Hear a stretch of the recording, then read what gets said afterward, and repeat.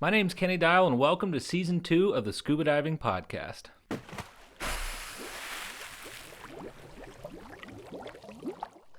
Mike, thanks for coming back on. The big topic is small things. So what does that mean exactly? We got to have a better start than that. We need a better start than we that. need a better start than that. So our big topic is sweating the small things. Yeah, well, like not letting little issues turn into really big problems. Give me an example. In all the time I've been diving, and whether I was working or just as a diver and all that, every single big issue that I've seen, and I've seen quite a few of them, every single big issue I've ever seen was not one big incident. It was a lot of small stuff that led up to one big incident that could only have happened because of all the small stuff that led up to it. Dan releases their, I think it's yearly or quarterly or something. I think it's yearly.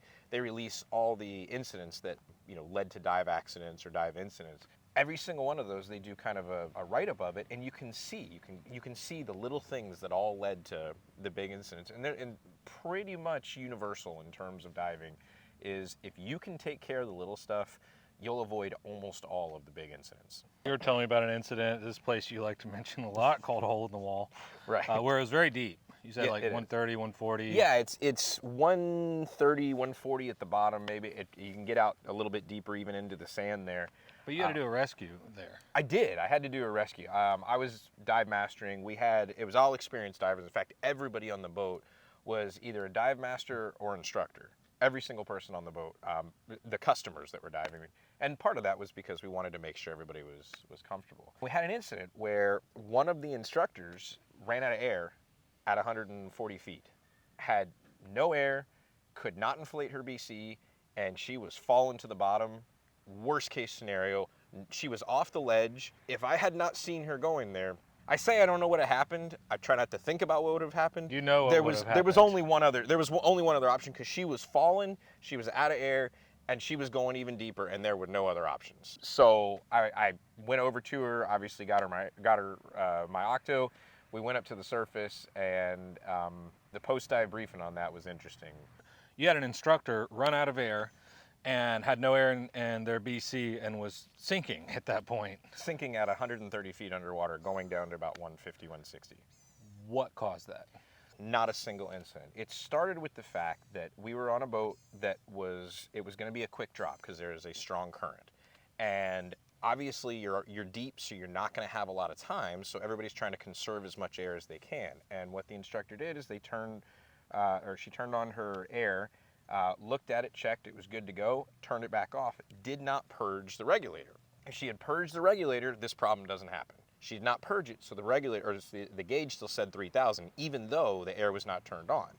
Second problem that happened is she made sure she had no air in her BC. Not necessarily a problem on this, but you have to be aware if you're not going to have air in your BC and you're going to hit the water and start going, you better make sure everything is squared away perfectly. And so her BC had no air in it. She also got onto the back of the boat, and to conserve air, instead of breathing off her regulator on the back of the boat, was just holding it next to her side. If she had done that, she would have figured out real quick that it was off too.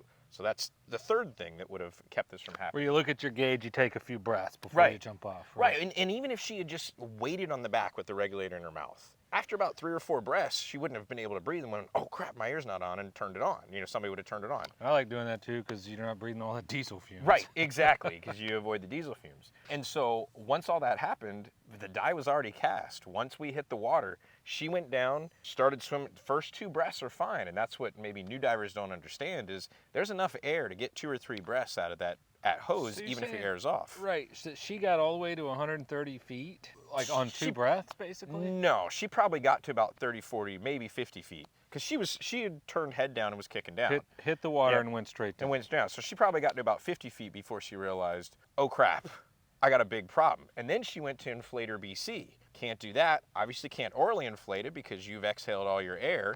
Now you're sinking fast. You haven't released your weights because she didn't think to do that. And I will say, right, it's a shock when you're going down and why can't I breathe? Why and can't you're I sinking. breathe?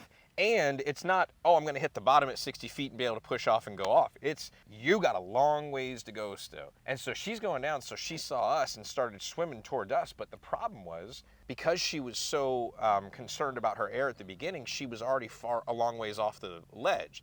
And so I was able to look back. I had the float ball with me. Luckily, again, we were with dive masters and instructors. I looked at it, handed the ball to him and said, look over there. He knew exactly what I was talking about. He took the float ball. I shot over there, and I had my Octo swimming to her full speed as fast as I could go. I was also a little concerned myself because I was on a mix that was designed for that depth, and now we're even going nitrox deeper. mix. So you're Right, having to nitrox mix. exceed that maximum operating Correct. depth to get to her. Correct, exactly. I had to go under 1.6, and as I'm swimming over there, I'm thinking Navy divers go to 2.0. I'm probably going to be okay. I wish I wouldn't have had to do that, but you know, obviously there wasn't really a whole lot of other options there. So, anyways, I get over to her, get the air in. Once she gets calmed down, we head up, and you know, we talked about what had happened on the dive, and if at any point one of those individual things had changed, just one of them, this never happens. Right. And that's just one incident. I mean, I've got numerous instances where things like that happened, where there's so many opportunities to stop this incident from happening. Get your buoyancy correct, get neutrally buoyant. They get down to the bottom, and they start looking around, and they're bouncing up and down, so they're going through air faster.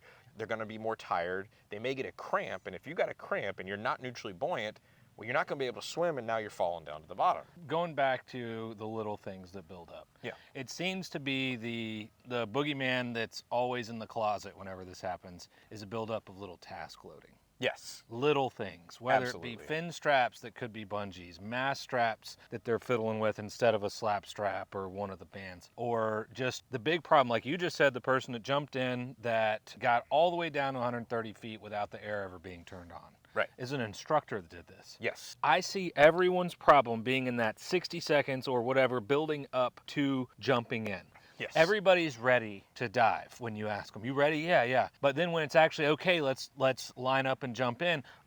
Where I need some defog. Oh, where's my gloves? Where's my fins? Start finding, oh, this wasn't attached. Oop, my weights. What I've seen happen is all the little things like, here's what I started doing. Is I start taking my gloves and attaching them. I'll take my hat that I wear that everyone hates. I'll clip it actually onto my D-ring first, so everything is there. And then I go through a scenario. If I'm jumping in right now, or I'm like, what am I missing?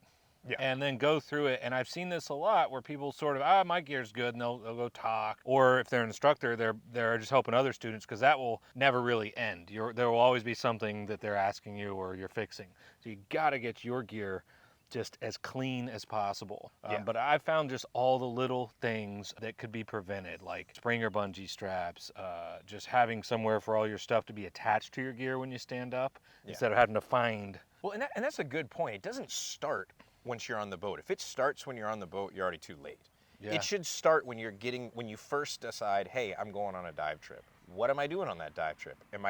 There have been numerous times I have taken people down to go lobstering, and they get on the boat and go, I didn't put my lobster gear in my bag. Sucks to be you, or they borrow mine, and which then gets lost or broken, and I'm like, great. That happens more often than not. As you said, a good example, mast strap, bungee straps for your fins, making sure you got enough clips on your BC. Those are things that should be done long before you even get to the boat.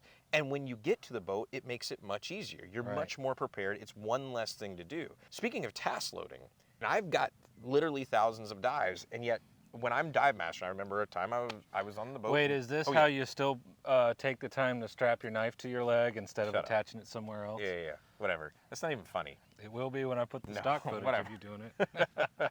Anyway, no, I'm sitting there, and this is when I was working on a commercial boat. I'm helping everybody, and it was a group of divers who were relatively new who needed a lot of help. And I'm sitting there, and I'm helping them with everything they're going, and my captain's like, hey, time to get in the water, Like, okay. Get on the back of the boat. I'm like, all right, Renee, we're ready. And what I meant was everybody else was ready, but I hadn't really thought about getting myself ready. Mm-hmm. I looked down. Everything seemed good to go. I had my reg. Made sure I had my air turned on. Everything was good to go. We hopped in the water, and as soon as we hopped in the water, I knew that I was missing something, but I couldn't put my finger on it. Then I realized I had forgotten my mask. Oh my gosh. It happens. The whole point is, even someone who is really, really experienced, you get too task loaded, and you're gonna forget stuff because you're focusing outward on everything else, and you're not focusing on making sure that everything is good to go. And so it just goes to that point of, it's not the person. As I said, it was an instructor who had that issue when we were doing hole in the wall. No matter how experienced you are, you have to take that moment, make sure you're good to go, and then get in the water and start your dive. That was, I just kind of trailed off and it just Yeah, we got the died, point. died there at the end. But you're saying, like, I think going back to the point, whether it's task loading or preparing, way in advance and running through the scenario of, okay, what do I actually need? Whether it be a checklist or a routine you do, like I touch my toes and keep working my way up, and what gear do I hit? What gear do I hit? And eventually get to your mask and maybe even a hat. Yeah. I go from toe to head, but whatever the routine is, it seems to be whenever there's a major accident or incident or a big scare, it is a lot of teeny little. There's rarely one silver bullet or smoking gun. Exactly. To something, and when people rocket to the surface, it's usually their gear wasn't correct, or they were starting to show signs of panic. Little things. Oh, your weight was off. Oh, this was the wrong size. Your mask is leaking. None of these things are the atom bomb. No, they're not. They're not. They're the atom bomb because there was all that stuff that led up to it. If you get rid of all that stuff, you either never get to that point or it's just a small issue. So complacency is where, okay, you are a good diver, you're a dive master instructor. We just saw that with the instructor that got in trouble at 140 feet, and it wasn't because they weren't good divers. This was somewhere they've been a million times. There is that complacency. It's, oh, this didn't hurt me before. Right. So I'm fine. There's two parts to this. The first part is the fact that you make sure your training is as good as possible. If you haven't had your mask, practice clearing your mask. Practice clearing your mask on dive. You don't have to have. So an people instructor stop to do getting better. They go, Correct. I'm fine. I'm just there to Right. look at whatever I'm looking at. I'm not going to get better with my buoyancy, my kick stroke, my mask, my gear, whatever. Right. My breathing. Exactly. And like even like when I go diving with people who I'm comfortable with, we'll screw with each other a little bit. Hey, come take your mask off. Mess with your BC. Whatever.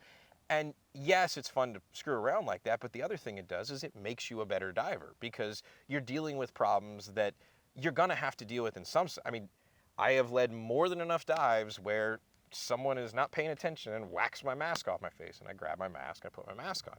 It's not an emergency because of the training. If I wasn't comfortable with that, I mean, you see a new diver who's not comfortable clearing their mask, that's an emergency, Right. especially if they don't have the foresight to grab their mask as it's coming off. And then they lose it, they start panicking, they breathe a little water up in through their nose. Now you've got a simple situation, which was just losing your mask, to every new diver should be able to put it back on and clear it, has become a major emergency because now this person at 60 feet is like, well, crap, now I'm breathing in water, spit my regulator out, fly to the surface, all kinds of problems. All because of a basic open water level skill was never Right. quite Right. mastered. Exactly, and especially someone, and I've heard this before, and I've heard it on boats before, talking to, new divers, how comfortable, well, like, when's the last time you dived? Oh, I've been diving pretty regularly now. Okay, so you good with your skills? Never really was good with clearing my mask, but I don't have to do that anymore, so I'm good. And I just go, oh, okay. Well, I hope your mask doesn't come off. So that's the person that that can have a major malfunction because of something from the open water class Right, that that's- wasn't ever. That's the running out in the street and getting lucky because there were no cars for the first 50 times, and then the 51st time, your mask gets kicked off, and all of a sudden you've got a major emergency, which shouldn't be. It shouldn't be a major emergency. No. But that's what I mean. That's the first part. The second part, I'm going to actually put the second part in here. There's a second part. The second part. All right. The second part is actually getting as you said, making sure your gear is set, making sure you've gone through your pre-dive checklist. If you have a buddy, go through your buddy. Everything's good to go. If I had a buddy when I was dive master, which obviously the dive master is the only one who doesn't, no one said, hey, you don't have a mask on. Like, would have been nice if just one person had said that. It's like, hey, you got something in your teeth and you don't have a mask on. You might want to get that. But yeah, that's something as well, is look after your buddies. Diving is a communal sport. Like, look after the guy next to you. If you see something, weird, if you see them bungeed into the thing before they stand up and embarrass themselves, go say, hey, let me fix your tank real quick here. Make sure you... And people always, you just made a case where you had two instructors and dive masters. Yeah. Had you not been there, it probably would have resulted in that instructor's death, more than likely. Yes. Had you not been there, that would have happened, which goes to show we both made a case for most seasoned divers, especially dive master instructor, are essentially diving alone anyways. Correct. And that just goes to show, even when you get to the instructor level, having that buddy can still save your life. And I think what we were talking about, maybe getting a little off topic here, but what we were talking about with diving alone is there's no problem with diving alone as long as you understand the risk and you understand what that is. But if you can find someone who is at least sufficient enough to help you if there's an issue, then it's much more fun. It's better. There's no reason not to dive with that person. Like, I would much rather dive with someone who is sufficient if I had a problem that they could help me. What Yeah, we're but really if talking I- about if is if me and a new diver, then I'm diving alone. Right. I'm not really diving with they have a buddy, I don't. And that's really what we're talking Yeah. about. So You said most of your big accidents, well, really your big accidents are never really a big thing that cause it. It's a bunch of little things that build it up. correct. Is there one particular that you see coming up a lot? One of the little, I guess, problems in the chain that lead to the big thing?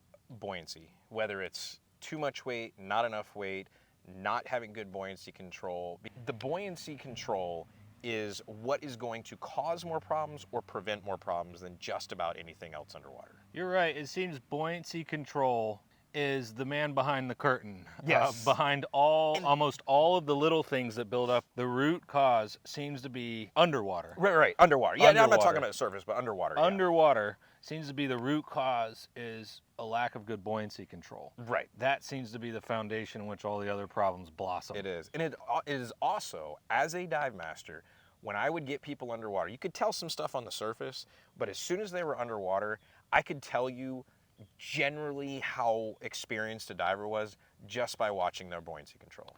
And also, I noticed this. If they have great buoyancy control underwater, you go under and you see good buoyancy control, they Yeah. right there, they don't crash into the bottom, they ease down and continue. You usually don't have to worry about them. the I rest don't of the know dive. if I've ever seen that person as the one I had to go and either rescue or have a major, I think you're right. That's kind of what I'm getting to. with one exception. Oh, what was the One exception? guy was really, really good. Mhm. He knows who he is. This was in Cozumel. We were on a wall and just got too excited and forgot to watch his air. The comfortable diver, that's the sneaky one It is. that can well, come up. and a wall is a different scenario. A wall, we could do It's a whole easy to get thing on- deep and not realize, Yeah, especially when it's clear. Yeah, same thing with big wrecks. Big wrecks and walls, anything that has a vertical siding to it, just again compounds. That's the problems. You didn't have good buoyancy. You weren't watching your depth, and all of a sudden now you're compounding problem after problem after problem. Biggest thing that we see underwater that causes all the little things to build up to a big thing, it seems to be rooted in poor buoyancy control. Yep. What do you think it is on the surface that causes the little things to build up to where you have a problem getting in? I'm going to throw something off the top of my head. This is not Go rehearsed. ahead. I think it's a lack of not leaving your gear until you've run through everything, especially with instructors and dive masters. You get there and you get your gear most of the way set up and you forget to have your... Yes. You get, and then you get, it's very easy to get sucked in. I've had to do something because you always want to be friendly. You don't ever want someone to feel like you're bothering Forget to get you. your mask out of the bag and put it on your... Forget to get your mask out of the bag or your defog or your fins. Oh, I didn't realize one was missing the bungee, or the spring Yeah. strap. What? You took it off to show somebody back at home and you never looked at it again. I always told students and divers that I was leading when I got there, hey guys, we're going to go ahead and start building your gear, getting everything ready. Ask your buddy if you need help. I'm going to build mine, so give me about 5 minutes, and then I'm going to turn around and be all yours for the rest of the time. See, I should have done that. I never did that, and that is a really good point. I can't tell you're being sarcastic. No, I I incorporated that genuinely- into my briefing, and it made all the Yeah, difference. no. Because they're going to be asking questions. Hey, I got... Is this mine? All Or right, which- yeah, the I'll two come help tanks? you. Yeah. And you want to be nice. You want to help them Right. out, and so you step away, and yes, That is preserves absolutely your true. ability to give them your full, friendly, not frustrated attention. You've Yeah. got to get your gear, or you can't get off the boat and help them. So I say, guys, I'm going to take 5 minutes, build mine, and make sure I've got everything squared away. So the rest of the trip out, I am all yours. Yep. We will not let you not have everything you need. That is legitimately a good idea, and it would have saved me a couple. I've gone on without fins. I've gone without a mask. But then they know that too. Right. Instead of trying to squeeze it in real quick while they're talking to you, and you're trying not to get frustrated because you're wondering, hey, what happened to my, Yeah. So- Yeah. No doubt. What do you think is the biggest little thing before they get into the water? I will tell you what I look for that to kind of show nervousness, but I don't know if that really answers your question, is watching them set up their gear. You can definitely see the divers who are comfortable and the divers who aren't just by the way they set up their gear. As soon as you see them start to put the regulator on backwards, you go, okay, all right. And not, oh man, they're going to be a big problem, but hey, let me give them a little more attention and all that, because you know they're going to need it. But I don't know if there's a single thing. It's more just kind of watching holistically the whole thing and going, I will tell you, nope, I know what it is. Trying to do more than you're comfortable with. Whether it's, oh, I got to get a camera. Have you ever used a camera before? No, I haven't. When was the last time you went diving? A year ago. So you're going in the water. They're with trying to use new gloves. Yes. With a new camera stick. Then even a lobster snare. I've seen all of that. And then we're still kind of struggling with our regulator. Right. It's better to not. Yeah. That's the task loading that you're talking about. You got to get comfortable with the other stuff first and build it up. Yeah. Or, you know what? Your videos, you're not going to catch any lobster and your video's going to stink. Anyway, so especially if you don't have a good buoyancy control. Just do the dive. Maybe even just do the first dive, get everything back under control, then maybe the rest of it's easy. So, all right, so it's not the big thing, or the big thing is caused by the little things. Yeah, I mean, there can be a big thing, but the big thing only comes about, and it's only a big thing because of the small things that led up to it. So sweat the small stuff. Exactly. What, we can't close with that? I was trying to. We could close with that. I like. You don't like sweat the small stuff? It's all right. I guess I came up with it. You got to come up with something. That's your baby. Yeah, Own I know. it. Yeah, sweat the small stuff's fine. All right, so we're going to leave this with sweat the small stuff. Yeah. There you go. Good? That works. Okay, I hope you enjoyed the show. I just want to say I appreciate your efforts, but you don't have to send us a treasure chest full of gold, unless you actually have one. But you can always drop a 5-star review, or even go to sweetwaterscuba.com to support our channel with a small contribution, or become a member, which gains access to all the interviews uncensored and everything in one hub, and especially my personal online courses where I share all my experience and knowledge with you, so you can take what I've learned and run with it. Plus, we send our members custom art postcards that actually show up to your physical mailbox every month. Any and all forms of support are appreciated, and at the end of the day, I'm just glad you're here. Hope to see you underwater soon.